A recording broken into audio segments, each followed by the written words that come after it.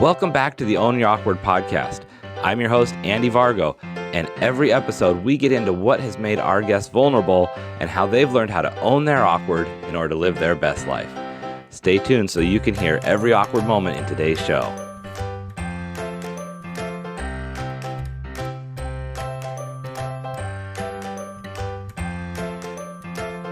Hey everybody, welcome back to the Own Your Awkward podcast. I'm your host, Andy Vargo, and today we have the awesome Adam Platt. Adam, how are you doing today? I'm doing great. Thanks for having me on the show, Andy. I appreciate it. Yeah, I'm glad to have you on. You're doing such amazing stuff out there. When I saw the premise for your show, I just really love what your message is. I think it's really in line with what our listeners are looking for. So why don't you tell our listeners what you have exciting going on, a little bit about you so we can know who we're talking to. Yeah, very cool. Thanks for allowing me to come on and share a little bit about me. So my wife and I have a company called Arise to Connect. We're both achievement coaches where we help people set and reach their goals. So set goals, get clear on what you want, and then we come up with a plan on how to help you get to where you want to go in your life. So and then we give you, of course, the tools, strategies, and things that you need, as well as I also have my own show. Like you mentioned that you were on my show, and it was a very fun episode to have you on and hear your story. And it's called Unleash Your Greatness. So I believe that everybody has greatness within themselves, which is another reason why we are achievement coaches, my wife and I. So if anybody wants to go check out Unleash Your Greatness, you can find it on Apple or Stitcher or Spotify. So. All right. Yeah. And just the title right there alone is so motivating. And having your guests kind of share what they've had to do to unleash it, it's fun episodes to listen to and inspiring at the same time. So everybody check that out. Yeah. Thanks. So I put everybody in that awkward position. I got to know, what's that awkward thing that you've had to get over, get past, or own to get to where you are today? Yeah. So, God, there's so many, but I would say that the main thing that I've had to overcome is just being a super shy kid. When I was young, I was a very deep introvert. I was very shy, and a lot of that came from the fact that when I was little, in grade school, I had a learning disability, and so I was always thought of myself as the dumb kid in class. And so because of the learning disability, I had a hard time reading and writing and spelling. And I remember in second grade, my teacher would always give me easier spelling words for our spelling test because I couldn't spell the normal words that everybody was spelling. Right. I'm different. Like, this is weird. I'm like not as smart as everybody else. And so because of that, it really went into a shell. My teacher would be like, yeah, at home I was normal. Like I'd run around and I'd play and I'd go outside and whatever. But at school, I was just really shy. My teacher would tell my parents at parent-teacher conference how shy I was. And my mom was like, really? Here at home, he's like crazy, running around all the time and whatever. And I think it came from that self-esteem of I felt like I was stupid. I felt like I was the dumb kid. I didn't want to talk to other people because I feel like they would think that I was, this really idiotic kid that didn't know how to talk, didn't know how to speak. And that carried on for quite a while. I finally got into, junior high, and things started to kind of click. I was still in what they called a resource here in Utah, but most places call like special ed, like just a special class where you need special help with your homework. And you had very small, there's only like 3 or 4 of us in a class, and we had teachers who would help us. And I remember being in that in 7th grade, and then like 8th grade, like things started clicking. And finally the school did some tests and they're like, yeah, he's seems to be doing fine. So they kind of kicked me out of special ed or resource. And but by that time the damage was done. Like I still felt like I was this dumb kid that just couldn't accomplish anything. And so in my mind, I always had this vision of like, okay, I'm just going to get through school and I'm going to get a job and I'm going to work really hard and work my way up in a company and because that's, whatever, 35 years ago, people could still do that, right? They could Right. get a job and stay at it for 40, 50 years and work their way up in the company. But those things have changed now. And when I got into adulthood, and I did graduate from high school, and when I got into adulthood, the I decided that again, things kind of were good, and then luckily I met a woman, and she really helped motivate me and tell me that, hey, you're not stupid, you're smart, you can do things. And I came to a point in my life, in my career, I guess, that my job was telling me I couldn't progress anymore without an education. I'm like, oh, I don't want to go to school anymore. Like, Mm-hmm. it's scary. I was really nervous. But we had a group of people kind of in my department that were all like, yeah, if we're going to make it and move up in the company, we all got to go back to school. So through some positive peer pressure, luckily, they all decided to enroll into college classes, and they said, Adam, you should come with us. And so I decided, like, I guess I'm going to do it. Even though I'm scared to death of school and being a stupid kid again, I'm going to give it a shot. And so I enrolled, and I actually ended up doing very well, getting my degree, my undergrad in business management. I ended up graduating with like a 3.92 GPA or something Wow. like that. And That's I worked impressive. I worked my butt off. It was really hard. I worked very hard at it, and why those other people who I started with were kind of like, oh, I need a break. I'm going to take this next class off, or I'm going to take the summer off. I'm like, nope, I'm going to go. I'm just going to push through. Mm-hmm. I want to Yeah, get stay with the momentum. done. Yeah, exactly. And I guess that was really a big turning point for me to get past that shy, awkward stage in my life, because I'm all of a sudden, like, something clicked, like, you know what? I'm not stupid. I did really well in school. Most of my classes, I got, B plus to an A. Like, I didn't ever get below a B plus in any of my classes. And I think I only got like one of those or something. Like, it was, and so it was a big boost for my self-esteem. And there's two reasons why I really wanted to get the degree. Number one, I wanted to do it for me and my family, and to prove to myself that I could do it. And two, I wanted to. We had two kids at the time, and by the time I graduated, we were actually pregnant with our third. But I wanted to prove to my daughters, my kids. We have 5 daughters now, by the way. But I wanted to prove to my daughters that if I could do it, they could do it. Like, Mm-hmm. they could do anything if they put their mind, time, focus, energy into. And so that was a big driver for me. And so it was a big turning point in my life when I finally was able to graduate. And I did go on about 4 years later and decided to go get my master's degree, which was another scary moment in my life, because I'm like, oh, master's, like, that's going to be so much harder and time consuming. And by that time, we did have 5 daughters. We had the twins. We have, our youngest are twins. They're 7 now, but we had them. And so my wife was going to be basically an only parent for Right. 2 years while I went back to school. And so it took a big commitment for both of us. But I did graduate with my MBA. And again, so I guess the message is, stop putting those limiting beliefs on yourself. Like, don't. I was a shy kid, and I turned from the shy kid into thinking he was dumb, that he was broken, that he was stupid. And I turned that into a time in my life where I'm like, okay, I'm not dumb, I'm not stupid.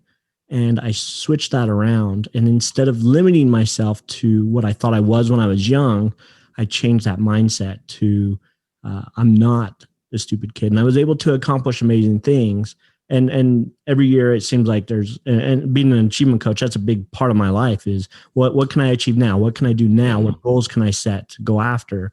And I try not to, although I think everybody to a point still has some kind of little things that prevent them, but I try not to let those little things from my past of being shy and stupid and all those negative things we tell ourselves all the time stop me from going after the dreams and the goals that I want in life. So Right. No, that's an amazing journey, and there's several points in there that I don't even know where to start with. Like, okay, but when you look at being shy in grade school and middle school, the first thing that I noticed is that you seem to develop two personalities that you took to the world, because you had your personality at home, and then you seem to have to form that defense when you went to school to protect yourself of staying shy. How did that feel when did you notice a point where you noticed that that's something you were doing, or is it more reflective looking back, you can see it? I knew that even when I was in elementary school at a young age, I knew that I was shy and I knew that I was different. Uh, Mhm. just, just because I didn't have many friends. There was always parents that were trying to kind of push me, like my mom and my other parents would kind of try to bring us together and have us become friends with other Right. kids. And I'm like, that's kind of weird. Like, why do I need that? And Mhm. so I knew that something was off and something was different. I guess looking back, I didn't necessarily feel like I was this. I mean, I knew I was different. I knew that I wasn't as smart as everybody else Mhm. because of my disability. And I would go and get tests and things like that. And so I knew that something was different there. But I guess looking back, I didn't really understand what it was about. Like, why was I so shy? And um, I remember times being just super devastated when like something I would do something stupid, right? And Mhm. looking back, it was like so dumb. Like, I'd accidentally let a loud fart out in class or something like that. It was like, oh my gosh, everybody's gonna make fun of me forever. My rest of my life, I'm destroyed, right? And like, Right. 30 seconds later, nobody cared. They laughed and then it was over. And it Right. didn't matter, right? Mhm. But yeah, looking back, I guess I worried so much about what other people thought that I let that affect me in such a profound, deep level that I went so introverted into my life. So Mhm.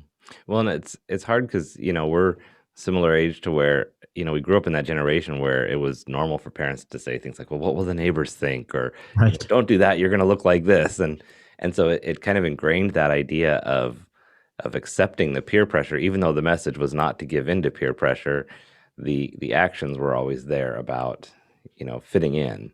yeah, And one thing that, uh, I hope we're getting better about as we move forward, but is that get separating the idea that because you learn differently that you're not as smart as everybody, yeah, because that's something I hear you say continually, that you felt this way because you needed to learn in a different way than other people, and it doesn't mean you wouldn't be able to figure out the problems.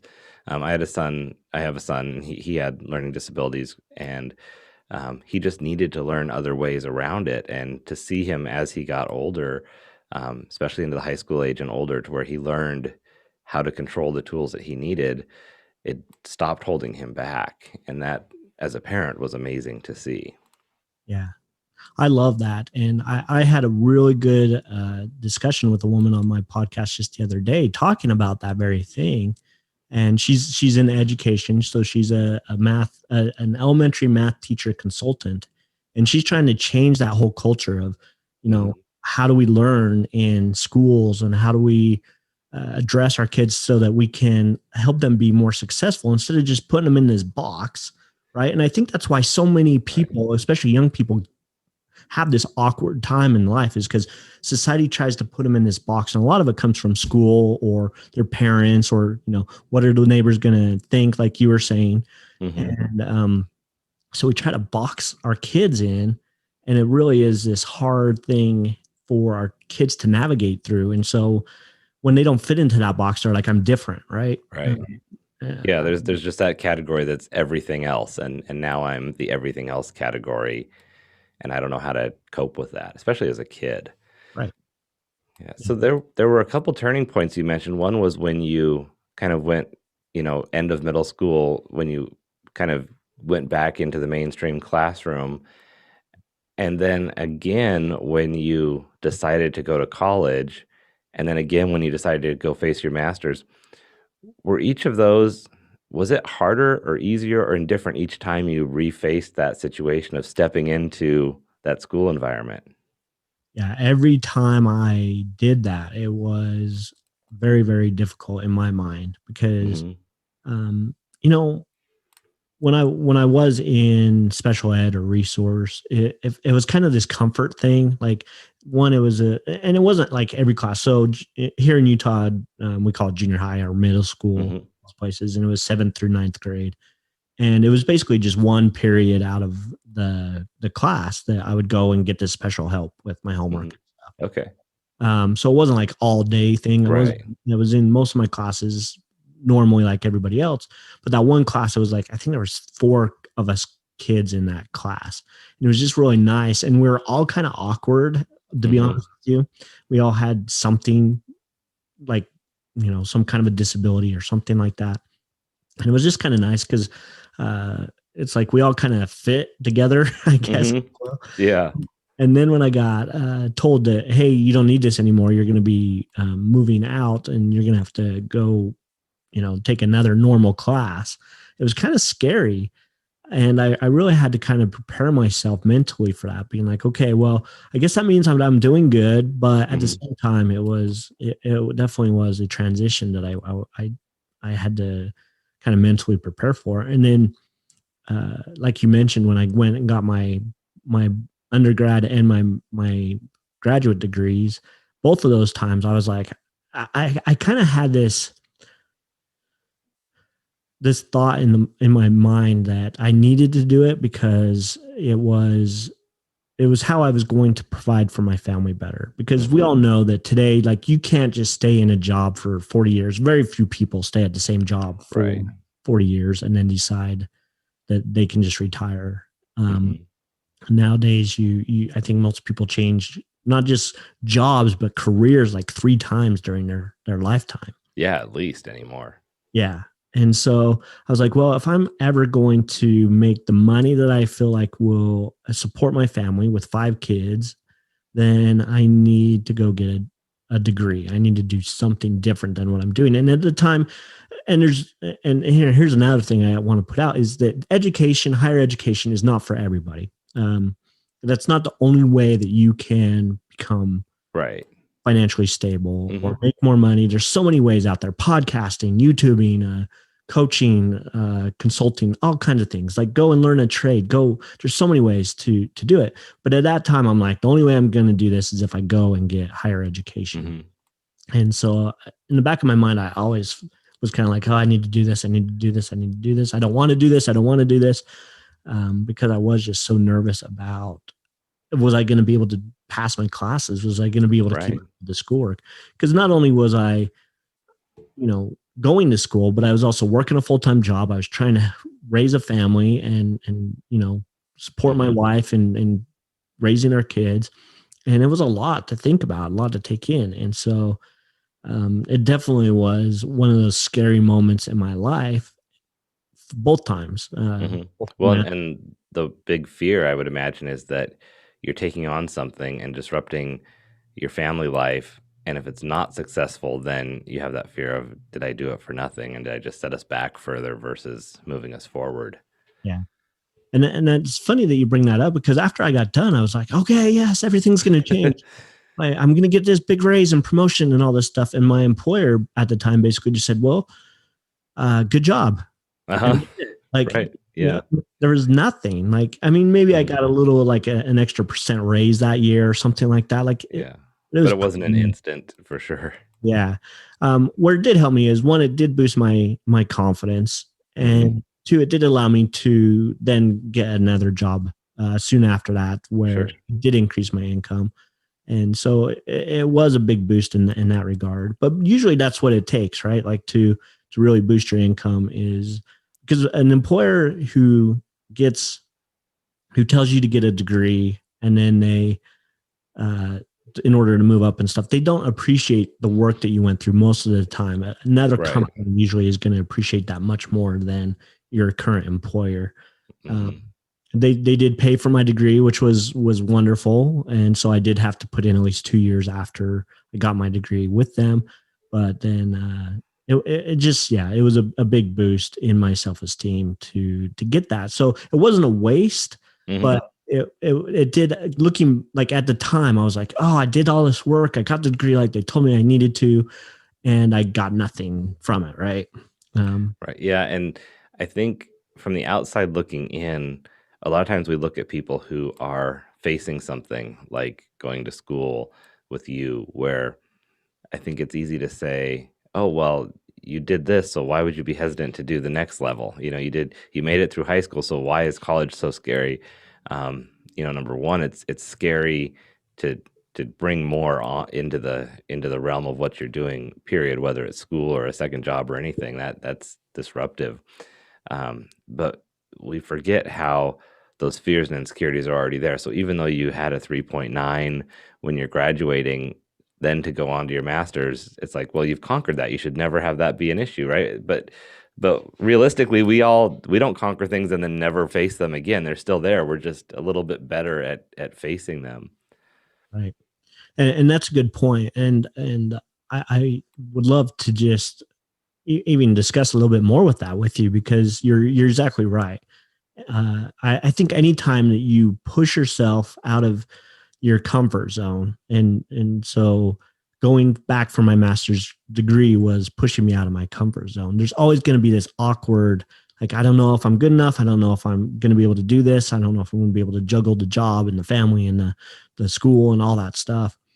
And when you decide to just take the leap, though, and face that awkward, or, I'm using the word awkward because that's the point of the show, but it really is an awkward time. Like, Yeah. in your mind, you're like, oh my gosh, this is going to be so hard.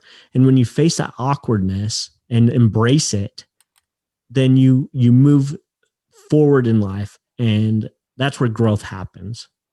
Right. And now you've gotten into coaching, and so I imagine what inspired you to start coaching people and get out of the day job and actually, help other people do this same thing? Yeah. So the main thing that really drove that decision was, it was shortly after our twins were born. Me and my wife were just in a bad place in our life, in our relationship. I was in that same job that I felt like they didn't appreciate all the work I did, Hmm. and so I was in a bad place, feeling like I was letting my family down. I wasn't supporting them with the income that I thought they needed to have what they wanted. And so I went into a really deep, again, not introverted, but just depression. I Hmm. really sunk to a level of depression in my life, to where it got so bad where I got suicidal. I got to, there was a moment in my life where I almost took my life. And it was at that moment, through an experience at that time, that I realized that something needed to change in my life. Hmm. And I didn't know what that was at the time. I really didn't understand what needed to change. I just knew something needed to change, and that something needed to change within me. And at the time, I was kind of blaming the world for my problems. Like, oh, it's my boss's fault I'm not where I'm at, or I'm not making an income, or it's my parents' fault for not raising me a certain way, or, all the things we blame on the Right. world and the things around us, to not take responsibility for our own life. And it was when I decided to take that responsibility that I knew something, that I should focus on my internal stuff, and get rid of all that Hmm. negative crap. And anyways, long story short, my mother for Christmas one year gave my wife and I tickets to a self help seminar. I didn't really want to go. They usually gave us money, but that year they gave us these tickets, and I was kind of upset that they didn't give us money, because I really wanted the money instead. Right. Anyways, so my wife's like, "Well, we should go and just check it out," and she was very supportive of it, and I was very begrudging to go, but I did Hmm. go. And I remember we were sitting in the very back of the event. It was in a big ballroom. There was probably 1,000 people there, something like that. And we sat in the very back row on the right side. And I very distinctly remember that, because I don't know if people who go to events like that, there's only two types of people to sit in the very back. There's the people who want to network, and then people who don't want to be there, really. Hmm. And that's where I told my wife I wanted to sit. So that's where we sat.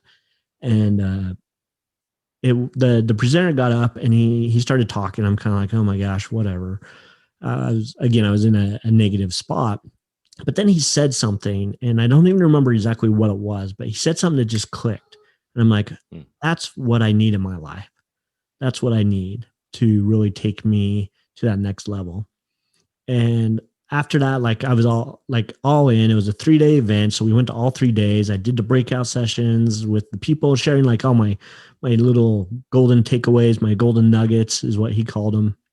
And all these things. And my mind just blew up like, oh my gosh, there's so many things that I should be doing and differently. And, and we came home from that. And my wife and I started working on ourselves. We started setting goals, and we started working on our internal stuff. And we just saw this huge impact on our life and our relationship, and our kids started noticing things too. And once they are like, man, something's different with mom and dad. Like they're not fighting as much. They're happy. And they started asking questions like, what's going on? What are you guys doing? Especially the older too. They're like, man, this is like not like you guys. And they started doing things too, as we would talk to them, tell them why we were doing certain things. And so we just saw this huge impact on their life and in our life. And we decided like, you know what, we need to share this stuff with other people. And that's really why we got into it, is like, we want to share the things that we've learned and what have helped us so much in our life and our relationship and just changing our lifestyle, that we want to share that with other people. And a lot of it comes down to goal setting and just being excited about the life you want to create. Because goal setting really is just it's just a form of a new lifestyle. That's what goal setting does. Any goal you put out there is simply, it's a shift in your lifestyle, whether it's you want more money, you want a better relationship, you want to go on more trips, you want whatever it is, you want to be healthier, you want to have more energy. It's a shift in lifestyle. And so understanding what that lifestyle looks like and then setting goals to get there is key, I believe, in people's success and their happiness and their joy and just being fulfilled and having better relationships with their loved ones. So, yeah, I know when I was going through some stuff and I was seeing a therapist, and one of the questions that he asked is what I had on the calendar that I looked forward to. And I didn't have anything. Like I couldn't name something that wasn't work related or, oh, I have this thing coming up. And it was really telling that I wasn't working on creating that life that was happy, and my wife and I together weren't, on the same page to be able to come up with something where we're like, hey, we've got this family vacation in March we're going to put on the calendar, or this summer camping trip, whatever. And we would do those things, but we wouldn't always plan them out really well, and we wouldn't always keep something out there. And that moment really was the kind of that, aha moment for me. It was like, oh, I'm not designing my life the way I need to. One of the things that I think is interesting, how you were talking about being in such a dark place and then going to this event and just knowing that things needed to change. I know for myself, I've been in the position where I kept making changes to try to make life better, but the mistake I was making was I wasn't making a big enough change. It's like you rearrange the furniture in your house, but you're still living in the wrong neighborhood, or you're doing different activities with your friends, but you're still with the wrong group of people, or whatever that is. For me, it was a lot of career type stuff where it was like I kept thinking I was moving forward, but I just wasn't making a big enough shift. And until I faced something really scary and actually said I'm going to change everything in my life, that's when I really saw really positive changes. And so I guess my question for you is, was that something where you realized you needed to make bigger changes than you were making, or was it small changes along the way that led up to a big change?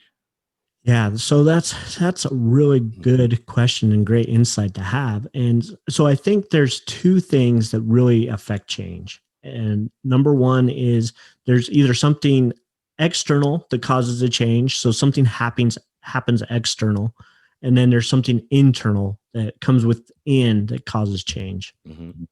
And at the time, it was the seminar was the external thing that caused the change.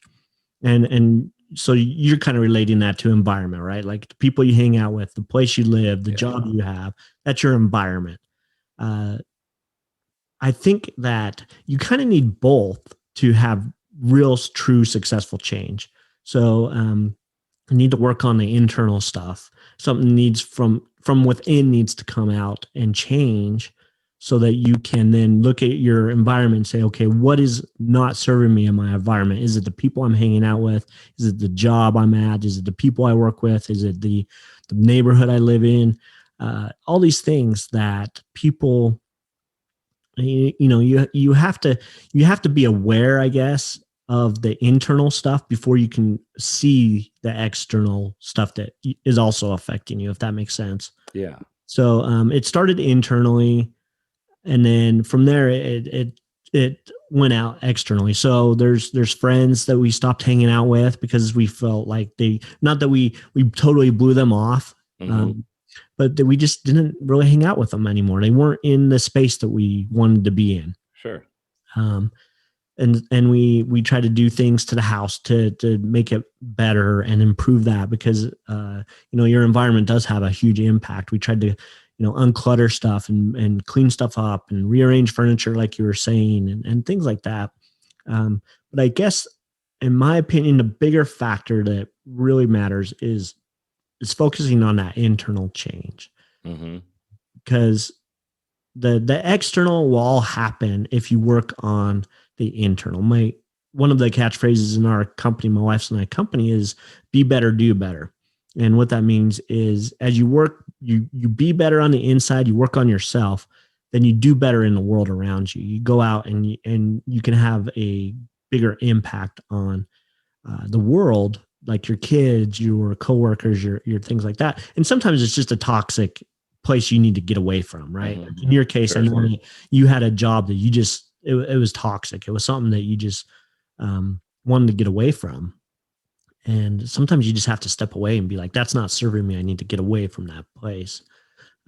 Maybe it's a relationship with someone that you're close to. Maybe it's I would never tell anybody to leave their spouse or whatever. I would say, try to do your best to work that out. But sometimes it's a spouse, right? Like, I Mm-hmm. mean, sometimes that's just not serving you, especially if it's abusive or something of that nature, right? Right. And you can, like you said, you have to do what you can to work things out and get people on the same page. But there is a point where you do have to come to terms with that. It's like, okay, I know for myself, it was, my life's going to be like this the rest of my life unless I change things. Right. And so, And you made a huge change in your life and right. in your environment. Like you and your wife separated, um and I don't know, maybe I don't want to share too No, much, it's good. No, but it's fine. I would assume that people who listen to the show know your Yeah, background. they know my story. You But came out as a gay man, and that's a huge shift in your lifestyle, and that relationship with you and your between you and your wife just wasn't serving you anymore. yeah, So and it was one of those things, at least for myself, and I've talked about this in different times. I can't remember if we got into it on your show, but it's like you make these changes, and kind of like when you finished getting your degree, you're like, okay, I'm there. yeah, Life should be great now. And then it isn't instantly great, or there's messes to clean up, or there's ramifications from the changes that you made that you then need to deal with. And so it's hard not to regret going through the change, because the instant reaction is, I shouldn't have made this change. I shouldn't have done something. And yet it's just a matter of needing to work through the process to get to the better place. right. And you're so right. When I talk to people about where they're at in their life, I kind of classify people in three different stages, three different mind processes, I guess, if you will. I call it mindset, but some people, don't fully understand what that means. But basically, there's three categories of people, and the first one is victim mindset. People Mm-hmm. who are like I was at that certain points in my life where I was blaming everybody for where I was, and you have this victim mindset of it's everybody else's fault. I'm not to blame. And then you also have um, the next phase, where the next person is survivor mindset. And what that is they basically they just get up and they do their thing, and that's all there is. Like, Mm-hmm. you're kind of stuck in this routine, stuck in the rut, if you will. Um, they're the Eeyores of the world, right? You ask them how they're doing, they're like, I'm okay, Right. I'm here. Just another day at the office. Yeah, exactly. And then the last one is what I call hero mindset, and that's exactly what you were describing. Is even though you know that you've made these changes and stuff like that, and you're doing better, you have this outlook of, because the thing about a hero is they're not perfect, right? Oftentimes we put them on a pedestal, but that doesn't mean they're perfect. If you look at heroes, Spider-Man, Batman, Superman, they have their thing that they're struggling with still. Right. And we all have that. We're always going to have something that we're struggling with in life. Nothing's ever going to be perfect. Our life is not going to be this blissful, beautiful, amazing thing. But that doesn't mean that we can't still have the hero mindset of, I'm still going to get up. I'm going to do the work. I'm going to fight the battles that I need to fight. I'm going to do what it takes to move forward in my life, just like a hero does in their journey, right? Luke Skywalker gets his arm cut off. He still goes and faces Darth Vader again in the next movie, right? Right. You might get kicked down. You might have a hard situation, but you get back up and you keep fighting. And, so I love having that mental vision, I guess, of heroes have their faults, and we all do, but we still can push through them, and we can look to the future, because that's what the heroes really do, is they look to the future and say, I'm going to do my part today to make the future better, my life better, people's around me life's better.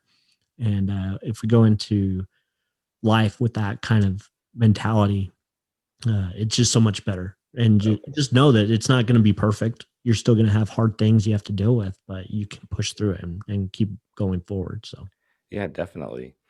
Well, Adam, I so appreciate you being on here today. I've got one last question for you before we go, and that is, what advice would you leave our listeners for on how they can own their awkward? The best advice I always like to give, especially for someone who just feels like they are in this awkward phase in their life, is just keep going. Never give up. Just embrace that awkward and just know that in my situation, I cared too much about what other people thought of me. That's why I was so awkward and shy, is because I was worried what other people thought. And just stop caring what other people think. That doesn't mean that you can't want to be liked. We all want to be liked. We all want to be validated. We all want to be loved and accepted. But I love the saying I heard a while ago that says, other people's opinion is none of your business. If we just go into life with that thought of what other people think, like, I shouldn't care. The people that do resonate with you, with your awkward, they're going to love you regardless. And it doesn't matter. So stop caring what other people think, own the awkward, lean into it, and just live life fully and love yourself. So that's beautiful. I love that. And you hit it right on the head. It's just, you just got to keep pushing through. And so, awesome. Well, Adam, thank you so much. Everybody listening, make sure that you follow Adam, listen to his podcast, Unleash Your Greatness, find a rise to connect, and give them some support. He's got great things that he's doing in the world, and we love your message. I love what you're doing. I think that everyone can benefit from hearing more from you. So thank you very much, Adam. Thank you so much, Andy, for having me on the show. I really appreciated it. All right. And everybody, remember to tune in, like, follow, share, and subscribe. And of course, as always, own your awkward. Thank you so much for listening in for today's show. Be sure to visit awkwardcareer.com to continue your journey. And of course, please like, subscribe, and share with your friends so they can find their awkward side and learn how to own it.